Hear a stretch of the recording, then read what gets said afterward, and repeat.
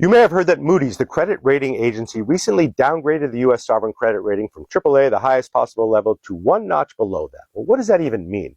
Think of the credit rating for the nation like your own credit score. If you borrow too much, if you become overextended, if you don't pay back your loans, your credit score is going to get downgraded, and the interest rates you have to pay on what you borrow is going to rise. And that's exactly what's going to happen here in the United States. Why did Moody's do this now, and what took them so long? And believe it or not, it's got nothing to do with tariffs. Moody's is concerned about the increasing burden of the federal government budget deficit as a percentage of our GDP. We borrow $36 trillion as a nation. We pay about $1.8 trillion a year to service that debt, or 6.4% of GDP. And that's one of the reasons Trump wants lower interest rates. It might shrink that debt payment. Moody's is concerned, though, that if we get the extension of the 2017 tax cuts, that means less revenue coming into the government, more government spending on other programs, and a widening deficit to 9% of GDP just to service our debt, and that's the reason for the downgrade. Well, how are you and I going to feel this downgrade? I'll tell you how.